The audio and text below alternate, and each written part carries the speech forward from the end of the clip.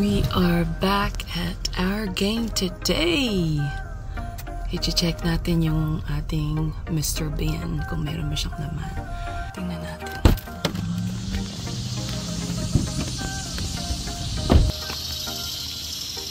Oh man, they destroyed it. It looks like somebody's already been here.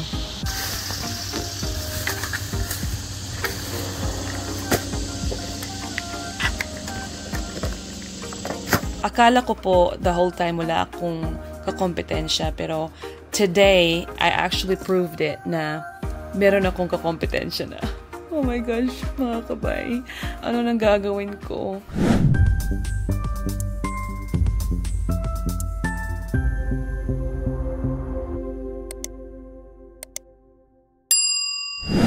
Hey mga kabay.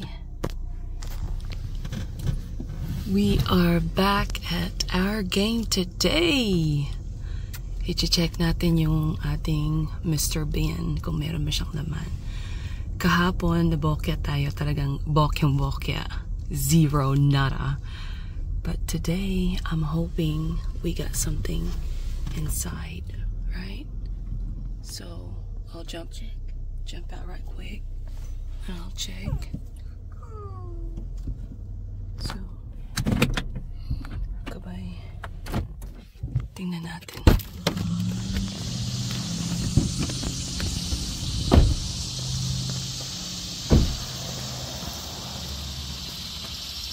Meron? Oh man, they destroyed it. It looks like somebody's already been here. Do you know that? There was a bunch more than this. Yeah, remember those ones right there? Yeah. Yeah, there used to be many of them. I think meron tayong kakompetensya. Somebody's already been here and he's already gotten the stuff.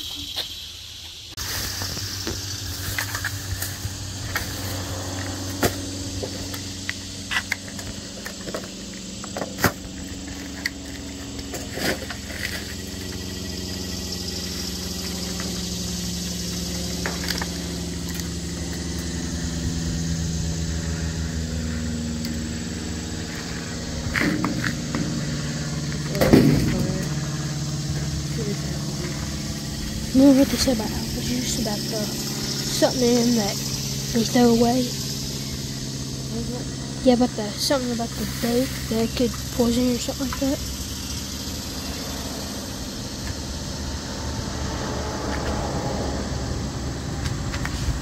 There's one of glass. Yeah, that was kind of sad. Yeah, but yeah. I hated it. Ay mga kabay, kababalik lang po namin galing sa dumpster sa Pamamasora. At talagang disappointed ako kasi yung nakaraang video ko, yung baggy na pinakita ko sa inyo na nasa tindahan, talagang binusura nila. And the reason why I said that is kasi nakita ko yung mga bagay na nasa loob ng baggy na nandun sa dumpster. Pero disappointed ako kasi sa pagsilip ko sa dumpster, it wasn't what I expected, and it usually not like that. I never experienced that before, so I thought to myself, it was so weird. Some of the items are already there that I saw from the buggy yesterday, pero most of the stuff that I expected to be there, wala po doon sa dumpster. At yung mga bagay talagang kinalat sa loob ng dumpster. At there's, like I said, there's not much left sa loob ng dumpster. May mga Pokemon cards. I told my son yesterday na, babe, merong mga Pokemon cards na nasa loob ng baggy na binalot ng ng bag. So I was really expecting that. I was hoping, really actually. And it was there, actually, it was there. Those were there. Pero talagang kinalat nila sa loob ng dumpster. And sabi ng anak ko, I don't think I'm gonna fool with that, mom, kasi talagang madumi siya, guys. So I decided not to get him. I know my son has been into collecting some Pokemon cards. So sabi niya kanina, mom, I'm so excited na kukunin yung bag or mga gamit na nakita namin kahapon sa baggy. Pero we were disappointed because yun yung nangyari. So, when I thought about it, something really come to me na meron akong kakompetensya. If nobody beat us there, the dumpster should have some stuff on there already. Like yung mga cookies, yung mga hostess na mga mga little cakes, ganon. Pero wala na siya. Actually, meron isang naiwan at saka may mga apple juices. Those were some of the stuff that I found yesterday sa baggy.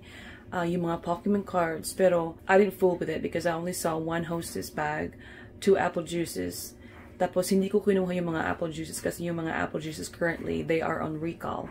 Meaning, hindi siya mabuti guys because there's something wrong with it during production. So, they're not really good for consumption. So, kaya hindi ko kinuha yung mga apple juices. At saka may mga vitamins, I picked one up and then one bottle was already expired. So, I just threw it back up sa dumpster. At saka yung mga, like I said, yung mga Pokemon cards, hindi ko na lang kinuha kasi kinalat nila. Madumi yung mga, yung mga cards. So, all in all, ito lang po yung nakuha ko na score ko. Sa lahat po ng mga dumpster diving, as far as may nakuha ako, ito yung pinakamaliit na nakuha ko sa lahat ng mga dumpster diving trip ko. Kinuha ko kasi, gusto niyo pong malaman kung ano ang nakuha ko. Ito po yung nakuha ko. Ipapakita ko po sa inyo. Mga kabay. Ito yung kinuha ko. So, pagkakita ko na yung mga laruan, kinuha ko kasi maganda pa naman po ang itsura niya, yung kalagayan ng mga laruan. Talagang napakaganda pa po. This would be a really good thing na ipamimigay ko po. Actually, hopefully next month, magpapadala po kami ng mga balikbayan box sa Pilipinas at one of my cousin's daughters ay baby pa po siya. So this will be a very great one to give to that little girl. Tapos, meron din po akong mga kamag-anak doon ng mga batang lalaki. So, this one is a vehicle magnets. So, perfect po to na ilalagay sa mga fridge or, stove na kagaya nito na may metal sa gilid. So, very great items to give to little kids. A baby doll for a little girl, at saka magnet vehicle trucks, cars for little boys. So, mga kabay, another reality check po ng pagda-dumpster diving. Akala ko po the whole time wala akong kakompetensya, pero today, I actually proved it na meron akong kakompetensya na. Oh my gosh, mga kabay. Ano nang gagawin ko? Meron nang nakakakuha ng mga bagay na kinukuha ko in that particular store. And that store happens to be my favorite store. Talagang na-crush po ako kasi I'm just hoping na even though meron ng ibang mga tao na nakakaalam ng dumpster diving in that particular location, I'm still hoping na makakakuha pa rin ako sometime again. Stay tuned lang po kayo at maraming salamat po sa inyong pagpapanood. Talagang sobrang pagpapasalamat ko po sa lahat po sa inyo na nanonood, na nagko-comment po sa video na to at sa mga previous videos ko.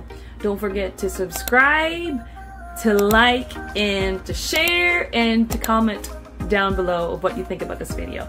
Maraming salamat po sa inyong pagpapanood. Hanggang sa susunod po na episode. God bless you po. Take care! Bye!